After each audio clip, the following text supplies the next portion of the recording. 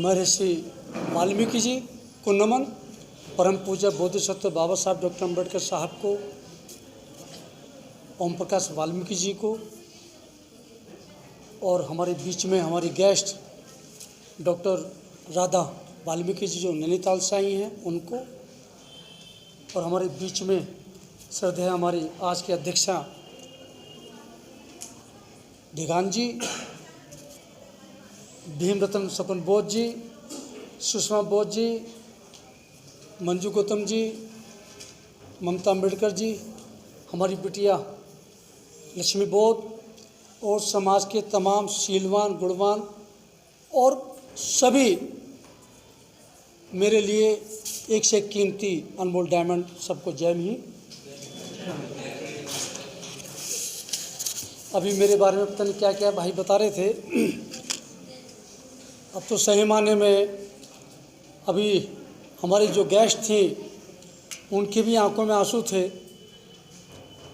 भाई राहुल बोध, उसकी भी आंखों में आंसू थे, लेकिन मेरी उम्र और जो मैंने देखा है, जो समाज की दुख पीड़ा देखते देखते अब तो मेरी आंखों के आंसू ही सूख गए। अब आंखों में आंसू आते ही नहीं। कभी हो सकता है आप लोगों की बदौलत यदि आंसू आए मेरी आंखों में तो खुशी के आंसू होंगे आपके कारण। वो आपके हाथों में है कि आप खुशी के आंसू दे सके तो दे के जा सकते हो। तो अभी एक तो मैं सब स्टूडेंट्स लोगों को, उनके पेरेंट्स और समाज के जो बाकी हमारे बुद्धिजीवी जो लोग हैं उन सबको बहुत बहुत हार्दिक शुभकामनाएं देना चाहता हूं, क्योंकि आज के दिन ही भीम बालक का करेक्ट 1900 में एडमिशन हुआ। हमारे लिए शिक्षा के दरवाजे जब खुले पहली बार, तो अपने में बहुत बड़ी बात है। प्यारे प्यारे बच्चों, अभी जो चर्चा कर रहे हैं उन लोगों से मेरी रिक्वेस्ट विनती है कि उन लोगों से मैं हाथ जोड़ के विनती करूंगा कि वो आपस में चर्चा करनी बंद करें। ये हो सकता है, मैं मानता हूं कि सब लोग सुनने के लिए नहीं आए, सब लोगों के मतलब की बात भी नहीं है। 80% लोग आए हैं वास्तव में कुछ अपने जीवन में बदलाव करने के लिए, और 20% लोग मजबूरी में चले आए। कल्लू को ले आए, लल्लू तू भी चल।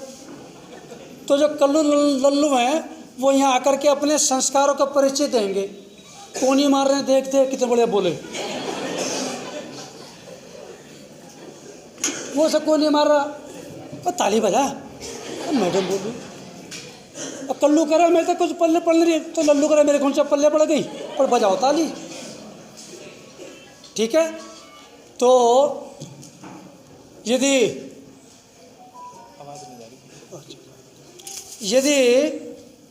समाज की सभा में बैठ कर के भी, समाज की सभा में बैठ कर के भी यदि सभ्यता नहीं आई तो हमें अपने संस्कारों का पता चलता है कि हमारी कैसी शिक्षा और कैसा हमारा चरित्र है और किस खानदान से है। राइट? तो दोगे परिचय? राइट? चलिए, तो दोस्तों आपको बताऊं कि चर्चा हो रही है बाबा साहब डॉक्टर अम्बेडकर की, तो क्या वास्तव में वो उनसे हमारा क्या रिश्ता है? भैया हेलो, है मिस्टर, ये क्लास है, अनुशासन में बैठो जिसको बैठना है। समय बहुत कीमती है आप लोगों का, ज़्यादा आपका समय लेंगे नहीं। तो मैं बता रहा था कि हाँ, बाबा साहब की चर्चा हो रही थी जो मैं नहीं चाहता, लेकिन चलो अच्छी बात है। एक घटना से अपनी बात शुरू कर रहा हूं। 20 फरवरी 1929 की घटना है। महाराष्ट्र में एक जिला है वर्धा।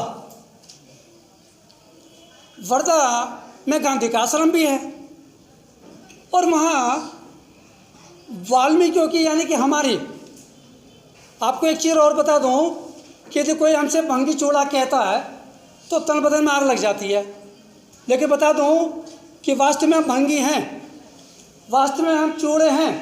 भंगी उसे कहते हैं कि जिसके समाज के सम्मान, स्वाभिमान, शिक्षा, दीक्षा, चिकित्सा समाज से भंग कर दी जाती है, उसे भंगी कहते हैं। चूड़ा उसको कहते हैं कि जिससे जिस समाज का शिक्षा, दीक्षा, चिकित्सा, सम्मान, स्वाभिमान, राजनीति चूर चूर कर दी जाती है, उसे चूड़ा कहते हैं। मैं उस समय की बात कर रहा हूँ। तो गांधी देश का मसीहा, महात्मा, और हम भंगियों की एक समस्या थी वर्धा की, उस समस्या का समाधान नहीं हो रहा था।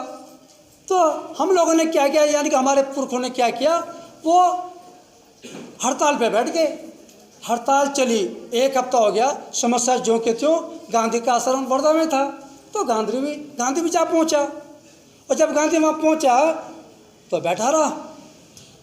लेकिन समस्या ज्यों के त्यों 1 हफ्ते के बाद हमारे मसीहा बाबा साहब डॉक्टर अम्बेडकर को पता लगी तो वो भी जा पहुँचे। लेकिन हुआ क्या, जैसे ही हमारे लोगों को पता लगा कि बाबा साहब डॉक्टर अम्बेडकर आ रहे हैं तो एक तूफान आ गया, खुशी की लहर दौड़ी। और हुआ क्या कि हमारे लोगों ने बाबा साहब का, उनके सम्मान में नारे लगाए कि बाबा साहब की जय हो, बाबा साहब की जय हो। हमारी बहन बेटियाँ दौड़ी और दौड़ करके आरती से स्वागत किया। गांधी इस बात को देख रहा था, 1 हफ्ते से मैं बैठा हुआ, कोई जय जयकार नहीं, कोई सम्मान नहीं, और डॉक्टर अम्बेडकर क्या आया तो एक तूफान आ गया। धरने पे बैठे दोनों। गांधी ने बाबा साहब से पूछ लिया कि डॉक्टर अम्बेडकर, आप अपने लोगों को समझाओ, आखिर मेरे में राम में अंतर क्या है। मैं भी समाज का सम्मान, मैं भी समाज का उद्धार करना चाहता हूँ, मैं भी भला करना चाहता हूँ, और आप भी समाज का भला करना चाहते हो। लेकिन ये समाज मेरी जय जयकार नहीं करता, मुझे महात्मा नहीं मानता, मेरे सम्मान नहीं करता, आखिर मेरे में राम में अंतर क्या है। बाबा साहब ने कहा कि आप इस समाज की दाई हो सकती हो, लेकिन मैं समाज की माँ हूँ।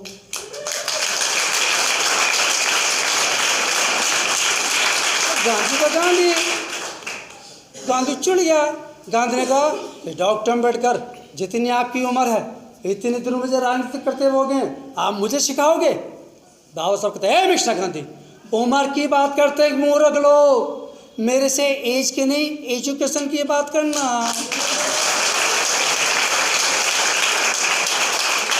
और बाबा साहब डॉक्टर अम्बेडकर गांधी से शिक्षा में कितने बड़े थे, पूरी दुनिया में तो कोई उनका सानिध्य था ही नहीं। ऐसे ही है ना, बाबा साहब हमारी माँ थे। वास्तव में पता कैसे चलेगा, पता चलेगा किसको बुलाऊं, आप दोनों आ जाइए, आज 1 मिनट के लिए आ जाओ। शर्म लग रही है, किशोर को बुलाऊं, आ जाओ आ जाओ। ये काम बेशर्म होगा भैया जी, भैया दिखाई दे रहे हैं। मैं आपसे पूछूंगा, आपको 2 वर्ड बोलने पता लग जाएगा पूरे समाज को। मैं आपसे बोलूँगा माँ, बोलो माँ, जोर से बोलो माँ। तो आप देखोगे, आप भी बोलो उनके साथ माँ, तो आपका मुंह खुल जाएगा। माँ खुल गया मुंह। अब बोलो बाप, मुंह बंद, बैठ जाइए।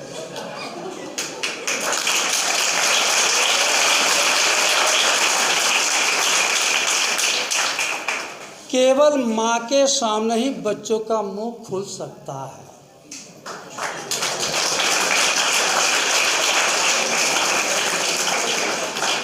अब सवाल पैदा होता है कि सब लोग, पहली बात तो पूरे देश में हमारे पूरे वर्ग को कहते हैं कि इनमें तो अक्ल नहीं है ना, और संस्कार नहीं है, और जाति के नाम पर तो ऐसे ही ना, सबने हमारी प्रतिभा को छीना, सबने हमारे टैलेंट को छीना, आत्मविश्वास को छीना। लेकिन बच्चों में कितनी सेंस होती है, बच्चों में कितनी अकल होती है, ये मैं जानता हूँ। आप भी जानना चाहोगे, जानना चाहोगे? चलिए तो बताते हैं। एक बार क्या हुआ, ऐसी एक सभा चल रही थी बहुत बड़ी, लेकिन इत्तेफाक से उस समय बड़े बड़े विद्वान आए हुए थे, सफ़ेद बाल, डिग्री बहुत ऊंची, और अहंकार में इतने कि इन बच्चों की क्या पता, इन बच्चों को कुछ पता ही नहीं, मैं तो जानता हूँ कि आपको सब कुछ पता है। वो नहीं माना। तो क्या हुआ, जैसे ही आई थी तो शायद आपने देखा होगा कि कैंडल जलाई थी, कैंडल इसको जलाना, ठीक है ना। किसी भी प्रोग्राम का जब वो बीएमआरएम होता है तो शुरुआत किससे करते हैं? कैंडल से। तो आप में से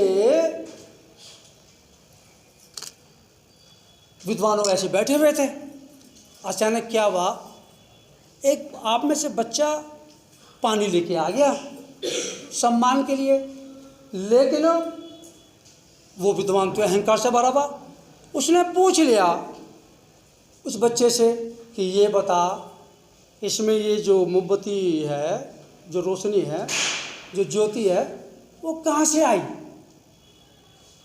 अब बच्चा तो बच्चा, वो विद्वान होने का नाटक कर रहा, उसके मन में क्या, अभी बताता हूँ। उन्हें मारी फूक, उन्हें कहा मैं तो नादान बच्चा, मुझे कुछ नहीं पता, तू विद्वान बता कहाँ चली गई।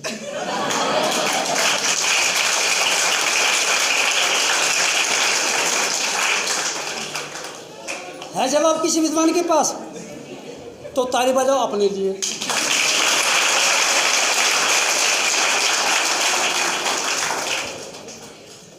अब आप सोच रहे होंगे, जैसे राहुल भाई बता रहे थे कि कुछ बातें हमारे गेस्ट ने बड़ी गहरी गहरी बताई और हमारी बात भी कुछ ऊपर से निकल रही होंगी। मुझे तुम अपनी उम्र के मान के चलो, मैं बूढ़ा नहीं हूँ बेटा, मैं तो बाल सफ़ेद कर ही जानबूझ के। लेकिन सही मायने में मैंने एक बात सुनी थी कि बूढ़ों को बच्चों से, जवानों से दोस्ती कर लेनी चाहिए, उनके बीच में रहना चाहिए, ताकि मौत भी आए तो धोखा खा के चली जाए। तो बच्चा है। तो बात अटपटी होंगी, लेकिन हम आपको थोड़ा बता दें पहले तो कि ये आज के जो क्लास है, जो अभी हमारे गेस्ट डॉक्टर राधा वाल्मीकि जी ने हमारे बीच में, अनमोल रतन शकुन बोध जी ने जो संबोधित किया, राहुल भाई भी अपने बीच में बात कर रहे थे, तो हम केवल आपको मोटिवेट के नाम पर ये बताना चाह रहे हैं कि आपके अंदर वो सारी प्रतिभाएं, टैलेंट, ज्ञान छिपा हुआ है। केवल हम आपके ज्ञान से आपको परिचित कराना चाह रहे हैं, जो उससे अनुभवी हम लोग हैं, ठीक है। लेकिन फिर भी कुछ बातें ऐसी लगेंगी तो मेरी कोशिश ये है कि थोड़ा सा हंसते हंसाने वाली कोशिश, ठीक है, चलेगा ना। तो कुछ बच्चों को लगेगा कैसी बात कर रहे हैं। तो एक बार क्या हुआ, एक स्कूल में मैं गया था किसी टीचर से मिलने के लिए। वहाँ गया तो गणित की टीचर थी हमारे शकुन बोध जी। अब गणित की टीचर थी तो मैं वहाँ पहुँचा, ये खाना खा रही, तो उन्होंने कहा कि भाई साहब एक काम करो, जरा इन बच्चों को थोड़ा सा आप गणित पढ़ा दो 1 घंटे के लिए, मैं तो खाना खा लो। मैंने ठीक, लेकिन इनको मालूम नहीं मैं कैसा टीचर हूँ। तो मैंने बच्चों से सवाल पूछा, आप भी हो, मैं आपसे पूछ रहा हूँ, राइट, कौन जवाब देगा? देखे तो कितने होशियार बच्चे हैं यहाँ, ठीक है ना, पूछो। चलिए शुरू। तो मैंने पूछा कि बच्चों एक बात बताओ कि मैं 2 रोटी सुबह खाता हूँ और 2 रोटी जो है दोपहर को खाता हूँ और 3 खाता हूँ रात को, मेरी उम्र कितनी हुई? सिर मत खुजाओ भाई, तो अब इसे सिर खुजाने लगे। आए समझ में? उठाओ हाथ ऋषि, उठाओ हाथ, नहीं उठाओगे। फिर मैंने पूछा, अच्छा ये बताओ कि देखो मैं एक दिन जाता हूँ फरीदाबाद, एक दिन जाता हूँ मैं जो हैदराबाद, और 2 दिन जाता हूँ मैं जो आपके नेपाल, बताओ मेरी उम्र कितनी हुई? जी, एक भी होशियार नहीं है। तो जब मैं वहाँ था तो पीछे एक भोंदू स्टूडेंट बैठा जो 3 साल से फेल होता रहा एक ही क्लास में। उसने कहा मास्टर जी मैं बताऊंगा आपकी उम्र कितनी है। सब बच्चों ने कहा रे ये 3 साल से इसी क्लास में फेल हो रहा है, हमारे तो दिमाग में सवाल आया नहीं, इसके दिमाग में कैसा आ गया। हमने कहा बेटे यार बताओ तुमने कैसे कौन से गणित से वो गणित निकाला कि मेरी उम्र 55 साल है। उन्होंने कहा मास्टर जी रहने दो, आपने पूछा मैंने बता दिया। बेटे बता तो सही, इनाम मिलेगा। क्या रहने दो, सबके सामने ठीक नहीं है बताना। हमने कहा बेटे कोई बात नहीं तू बता। उन्होंने कहा सुन लो, मेरे पड़ोस में भी एक लड़का है, एक आदमी, वो भी आपकी तरह पागलपने की बात कर रहा है। उसकी उम्र है 27.5 साल, वो आधा पागल, तुम पूरे पागल हो गए बच्चे।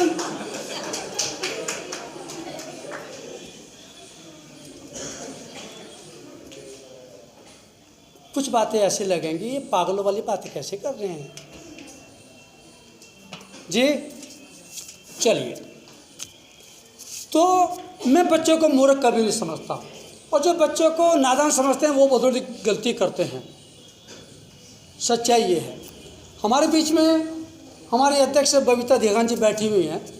इनका 6 साल का देवता ना जी, देवता।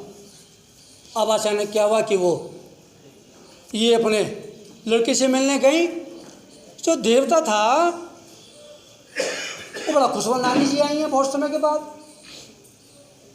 तो वो 2-3 दिन स्कूल नहीं गया। जब स्कूल नहीं गया तो क्या हुआ, ये आइसक्रीम खिलाने के लिए बाज़ार में गई। बच्चों का प्रिंसिपल आ रहा था, तो नानी ने कहा प्रिंसिपल को देख करके, टीचर को देख करके, बेटा तू मेरे पीछे छिप जा, मेरे पीछे छिप जा, टीचर आ रहा, प्रिंसिपल भी है, और तो 3 दिन से स्कूल नहीं जा रहा, तेरी पिटाई करेंगे। अब बच्चे बोला कि नानी जी एक काम करो, मैंने छिपा, आप छिप जाओ ठेली के पीछे। क्यों? मैं कि छिपो, मैंने स्कूल में एप्लीकेशन लगा रखी, मेरी नानी मर गई, मैं 4 दिन स्कूल नहीं गया।